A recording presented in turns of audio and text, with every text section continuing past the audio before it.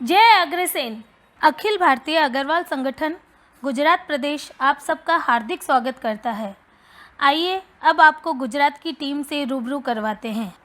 अखिल भारतीय अग्रवाल संगठन के राष्ट्रीय महामंत्री एवं प्रदेश के प्रभारी श्री राजेश जी भारुका के नेतृत्व में प्रदेश की टीम का गठन किया गया, जिसके मुताबिक 2020 में प्रदेश अध्यक्ष श्री रतनलाल जी दारुका की नियुक्ति की गई और उनके मजबूत कंधों पर प्रदेश का कार्यभार दिया गया एवं महिला इकाई का गठन किया गया। इसी श्रृंखला में 2021 में राष्ट्रीय महामंत्री श्री राजेश जी भारुका ने श्री बसंत जी खेतान को प्रदेश युवा अध्यक्ष की जिम्मेदारी दी एवं महिला टीम की जिम्मेदारी श्रीमती सुनीता अग्रवाल को दे दी गई और देखते ही देखते गुजरात प्रदेश का कारवा आगे बढ़ता गया एवं संगठन ने एक विशाल वटवृक्ष का रूप ले लिया। इसी के फलस्वरूप आज राष्ट्रीय कार्यकारिणी में गुजरात की धरती पर भारत के विभिन्न राज्यों से अग्रवाल संगठन के पदाधिकारी का अग्र समागम मौजूद है। आइए अब चलते हैं हमारे संगठन द्वारा किए गए कार्यक्रम की ओर। संगठन का गठन होते ही सबसे पहले भगवान का नाम लेना ही सही मायनों में शुभ संकेत है। जी हाँ, सही समझे आप। गुजरात प्रदेश द्वारा श्री श्याम मंदिर सूरत धाम में गीता ज्ञान महोत्सव से संगठन की शुरुआत की गई, जिसमें दिल्ली राष्ट्रीय चेयरमैन श्री प्रदीप जी मित्तल विशेष रूप से पधारे एवं गीता ज्ञान महोत्सव में गीता मनस्वी श्री ज्ञानानंद जी महाराज के श्रीमुख से गीता ज्ञान एवं विचार मंथन किया गया, जिसमें काफ़ी संख्या में लोग उपस्थित रहे। महाराज श्री ने लाजपोर जेल में जाकर कैदियों के लिए भी प्रवचन दिया।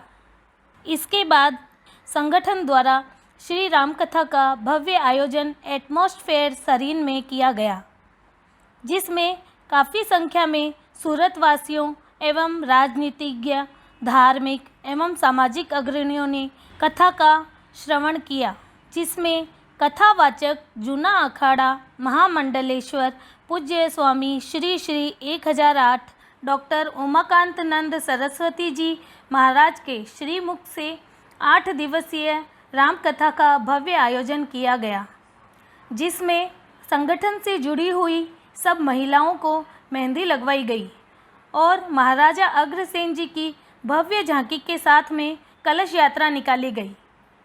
राम कथा दरमियान रक्तदान शिविर का भव्य आयोजन किया गया, जिसमें भारी संख्या में लोगों ने रक्तदान किया।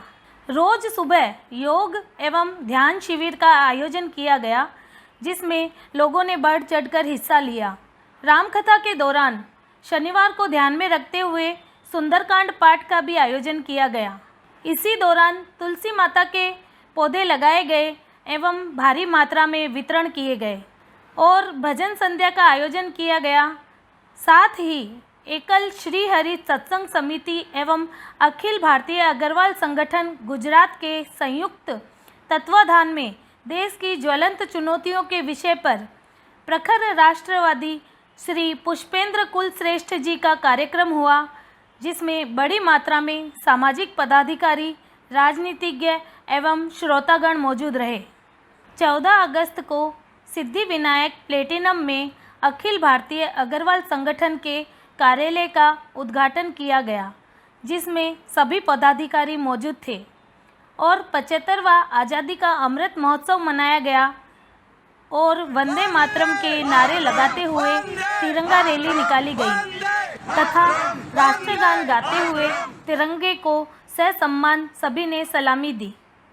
प्रदेश युवा टीम द्वारा कोरोना महामारी के समय श्री मेहंदीपुर बालाजी मंदिर के हॉल में कोरोना नाशक वैदिक महायज्ञ किया गया।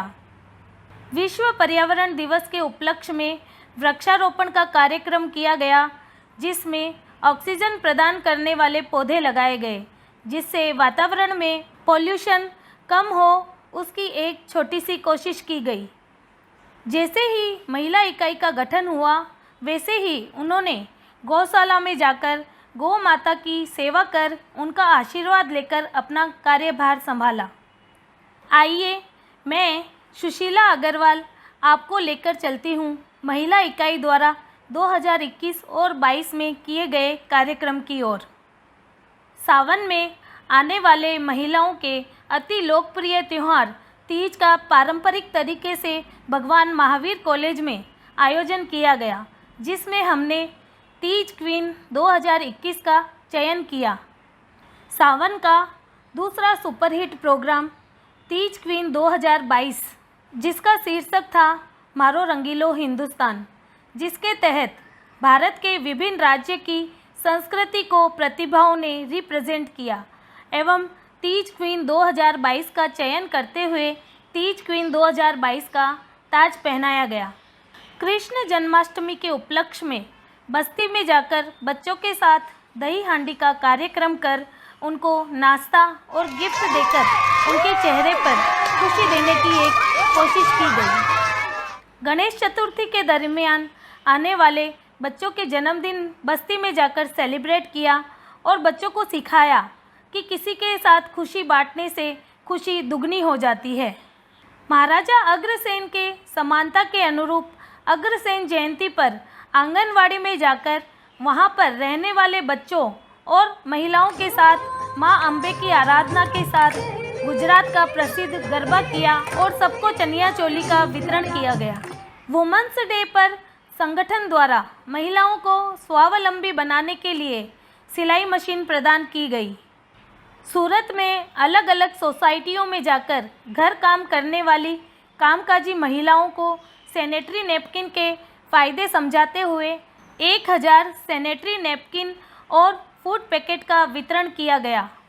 इस तरह हमने वुमेन्स डे नहीं, वुमेन्स वीक सेलिब्रेट किया। महिलाओं के द्वारा समय समय पर एक शाम अग्रसेन जी के नाम भजनों का कार्यक्रम किया जाता है। इन्हीं सब के बीच होली स्नेह मिलन का कार्यक्रम भी रिसोर्ट में किया गया, जिसमें महिलाओं ने एक दिन सिर्फ खुद के लिए जिया। अग्रवाल संगठन किसी भी कार्य को छोटा या बड़ा नहीं समझता। इसी सोच के अनुरूप एक बच्ची की शादी के बाद गृहस्थ जीवन में काम में आने वाली सामग्री प्रदान की गई। 26 जनवरी के दिन बस्ती में जाकर बच्चों को पानी की बोतल और फूड पैकेट देकर फ्लैग होस्टिंग की गई। इतना ही नहीं बल्कि उनको 15 अगस्त और 26 जनवरी का महत्व भी समझाया गया। देश को आज़ादी दिलाने के लिए हमारे वीरों और सैनिकों की कुर्बानियों के बारे में भी बताया गया।